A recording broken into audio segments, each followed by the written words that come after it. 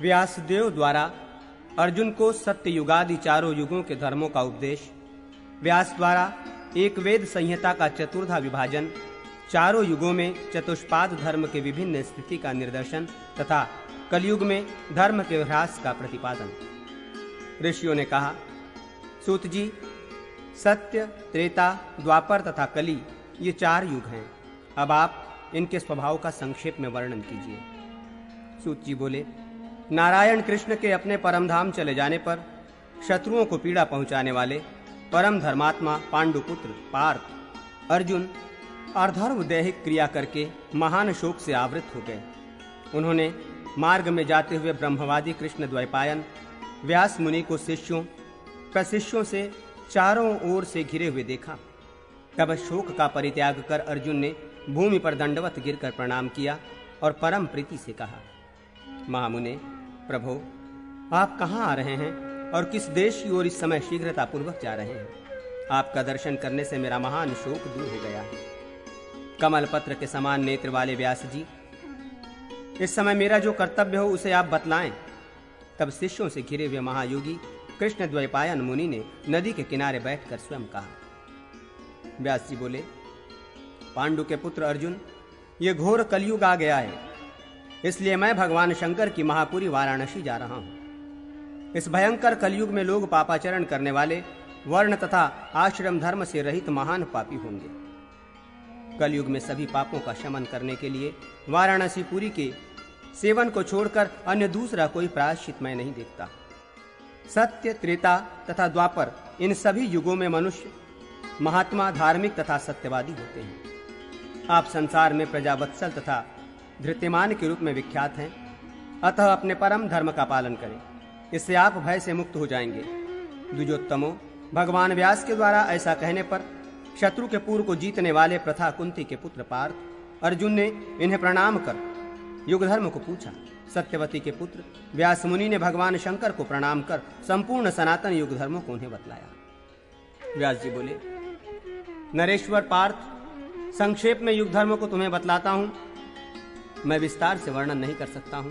पार्थ, विद्वानों द्वारा पहला कृतयुग कहा गया है, तदनंतर दूसरा त्रेता युग, तीसरा द्वापर तथा चौथा कलयुग कहा गया है। कृतयुग में ध्यान, त्रेता में ज्ञान, द्वापर में यज्ञ तथा कलयुग में एकमात्र दान ही श्रेष्ठ साधन बताया गया है। कृतयुग में ब्रह्मा देवता होते हैं, इसी प्रकार त्रेता में भगवान सूर्य, द्वापर में देवता विष्णु और कलयुग में महेश्वर रुद्र ही मुख्य देवता है। ब्रह्मा, विष्णु तथा सूर्य ये सभी कलयुग में पूजित होते हैं, किंतु पिनाकधारी भगवान रुद्र चारों युगों में पूजे जाते हैं। सर्वप्रथम कृतयुग में सनातन धर्म 4 चरणों वाला था, त्रेता में 3 चरणों वाला तथा द्वापर में 2 चरणों से स्थित हुआ, किंतु कलयुग में 3 चरणों से रहित होकर केवल सत्ता मात्र से स्थित रहता है। कृतयुग में स्त्री पुरुष के संयोग से उत्पत्ति होती थी और लोगों की आजीविका साक्षात आनंद रस से उल्लसित रहती थी। सारी प्रजाएं सर्वदा सात्विक आनंद से तृप्त और भोग से संपन्न रहती थी। पुरंजय, उन प्रजाओं में उत्तम और अधम का भेद नहीं था, सभी निर्विशेष थे। उस कृत युग में प्रजा की आयु, सुख और रूप समान थे। संपूर्ण प्रजा शोक से रहित, सत्व गुण के बाहुल्य से युक्त, एकांत प्रेमी, ध्याननिष्ठ, तपोनिष्ठ तथा महादेव शंकर की भक्त थी। परंतप वे प्रजाएं निष्काम कर्म करने वाली, नित्य प्रसन्न मन वाली और पर्वतों एवं समुद्र के किनारे रहने वाली थी। उनका कोई घर नहीं होता था। तदनंतर काल के प्रभाव से त्रेता नामक युग में सत्य युग का आनंदोल्लास नष्ट हो जाता है। कृत युग की उस सिद्धि का लोप होने पर अन्य सिद्धि प्रवर्तित होती है। मेघ में जल की कमी होने पर मेघ और विद्युत से वृष्टि उत्पन्न हुई। पृथ्वी तल पर एक बार ही उस वृष्टि का संयोग होने से उन प्रजाओं के लिए ग्रहसंज्ञक वृक्षों का प्रादुर्भाव हुआ। उन वृक्षों से ही उनके सब कार्य संपन्न होने लगे। त्रेता युग के प्रारंभ में वो समस्त प्रजा उनसे ही अपनी जीविका का निर्वाह करती थी। तदनंतर बहुत समय व्यतीत होने पर उन प्रजाओं के ही विपर्यय से उनमें अचानक ही राग और क्षोभ का भाव उत्पन्न हो गया। तदनंतर उनके उलटफेर दिनचर्या में व्यत्यय के कारण उन समय के प्रभाववश वे गृह संज्ञक सभी वृक्ष नष्ट हो गए। तब उन वृक्षों के नष्ट हो जाने पर मिथुन धर्म से उत्पन्न सत्य का ध्यान करने वाले वे सभी प्रजाजन विभ्रांत होकर उस पूर्ण वर्णित सिद्धि का ध्यान करने लगे, उस समय सत्य का ध्यान करने के कारण उन प्रजाओं के लुप्त विग्रह संज्ञक वृक्ष पुनः प्रादुर्भूत हो गए। वे वस्त्रों, आभूषणों तथा फलों को उत्पन्न करने लगे। उन प्रजाओं के लिए उन वृक्षों के प्रत्येक पत्रपुटों में गंध, वर्ण और रस समन्वित बिना मधुमक्खियों के बना हुआ महान शक्तिशाली मधु उत्पन्न होता था। उसी मधु से त्रेतायुग के आरंभ से वे प्रजाएं जीवन निर्वाह करती थीं। उस सिद्धि के कारण वे सारी प्रजाएं हृष्ट पुष्ट तथा ज्वर से रहित थीं। तदनंतर कालांतर में वे सभी पुनः लोभ के वशीभूत हो गए। अब वे उन वृक्षों तथा उससे उत्पन्न अमाक्षित मक्षिका द्वारा न बनाए हुए मधु को बलपूर्वक ग्रहण करने लगे। उनके इस प्रकार पुनः लोभ करने के कारण उत्पन्न दुष्कर्म से वे कल्प वृक्ष कहीं न कहीं मधु के साथ ही नष्ट हो गए। तब अत्यंत शीत, वर्षा एवं धूप से अत्यधिक दुखी उन्होंने शीत उष्ण आदि द्वंद्वों से पीड़ित होते हुए आवरणों की रचना की। तब मधु सहित कल्प वृक्षों के नष्ट हो जाने पर उन्होंने द्वंद्वों के निराकरण का उपाय विचार कर जीविका निर्वाह के साधनों का चिंतन किया।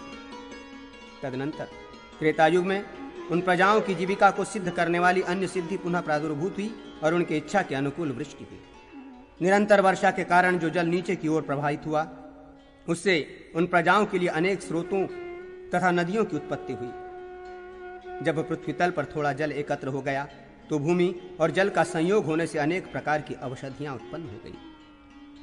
बिना जोते बोए ही विभिन्न ऋतुओं में होने वाले पुष्प एवं फलों से युक्त 14 प्रकार के ग्राम्य एवं जंगली वृक्ष और गुल्म उत्पन्न हो गए। तदनंतर त्रेतायुग के प्रभाव से भवितव्यवश उन प्रजाओं में निश्चित रूप से सब प्रकार के राग और लोभ व्याप्त हो गए। तदुपरांत उन लोगों ने अपनी अपनी शक्ति के अनुसार बलपूर्वक नदियों, क्षेत्रों, पर्वतों, वृक्षों, गुल्मों तथा औषधियों पर अधिकार जमाना प्रारंभ किया। उनके विपरीत आचरण के कारण वे सभी औषधियां पृथ्वी में प्रविष्ट हो गई। तब महाराज पृथु ने पितामह के आदेश से पृथ्वी का दोहन किया। तदनंतर काल के प्रभाव से वे सभी प्रजाएं क्रोधाभिभूत होकर एक दूसरे की जमीन, धन, स्त्री आदि को बलपूर्वक ग्रहण करने लगे। ऐसी अव्यवस्था देखकर भगवान ब्रह्मा ने मर्यादा की रक्षा के लिए और ब्राह्मणों के कल्याण के लिए क्षत्रियों की सृष्टि की। प्रभु ने त्रेतायुग में वर्ण तथा आश्रम की व्यवस्था और पशु हिंसा से रहित यज्ञों का प्रवर्तन किया। द्वापर में लोगों में सदा मतभेद, राग, लोभ, युद्ध और तत्वों के निश्चय का असामर्थ्य रहता था। एक ही वेद त्रेता में 4 पादों में विभक्त किया जाता है और द्वापर आदि युगों में वेद व्यास के द्वारा वही वेद 4 भागों में बांटा जाता है। ऋषि पुत्रों ने पुनः भ्रांत दृष्टया मंत्र और ब्राह्मणों के विन्यास तथा स्वर एवं वर्ण के व्यतिक्रम से विभक्त वेदों के पुनः विभाग किए। वैदिक ऋषियों ने कहीं कहीं समानता, विशेषता और दृष्टि भेद के आधार पर ऋक्, यजु एवं साम संज्ञक मंत्रों की संहिताओं का संकलन किया।